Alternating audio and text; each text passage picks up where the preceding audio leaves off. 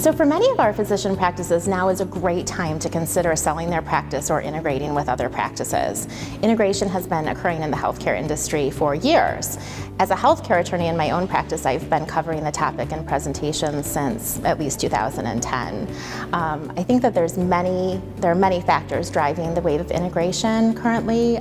They would include financial pressures, changes in reimbursement methodology, meaning the increasing focus on payment for value and efficiency as opposed to volume alone, as well as technological changes which make it very difficult for an independent practice to compete. For physicians who are interested in selling their practice or integrating with a larger group, I have 5 basic tips that I recommend to almost all of my clients. First, identify and remember throughout negotiations the underlying purpose of the transaction. Remembering the overarching business purpose is essential to physicians during negotiations in order to focus on what really matters and to not focus on less significant issues. The underlying business purpose of a transaction may be as simple as the lead physician of a group retiring or relocating, but it may also be something more complex, such as the need to compete in a very difficult healthcare delivery environment.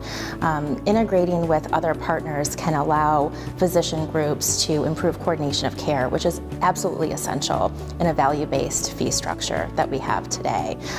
It will also help increase leverage with payers, which can be very advantageous. My second tip is to select participants of the transaction wisely. The buyer and the seller really have to have similar cultures. They have to trust each other and share the same values. So in addition to conducting reputational and financial and regulatory due diligence, it's very important to conduct cultural due diligence as well. It's a good idea to discuss what the managerial approach will be post-closing, what the level of transparency will be, how involved the physicians are versus administrators. All of these things are very important, and if those topics aren't discussed at the outset, it makes the post-closing period very difficult. Third, physician practices that are selling their practice or integrating with a larger group need to identify a very strong negotiating team. It needs to be small enough in order to be nimble and to move quickly. It also needs to understand the underlying purpose of the transaction, as we just discussed. So very important to keep that in mind throughout negotiations. It's important that the negotiating team be on the same page as the governing body that ultimately needs to approve of the transaction. Fourth, it's very important for physician practices that are selling or integrating to remember that the transaction documents need to be clear, that all important business terms need to be set forth in the documents, and that they need to allow for flexibility. So, as we all know, verbal promises are rarely enforceable in this context. So any important promises that are made at the outset need to find their way into the written documents. It's also important that the documents allow for an unwind if that's important to your group. So many transactions aren't successful, unfortunately, especially because of cultural issues, as I mentioned in one of the last tips. And so in the event of an unsuccessful transaction, it's important that the documents address what will occur in the event that an unwind needs to take place. How the staff and patient records and equipment and real estate, how that flows back to the seller post-closing.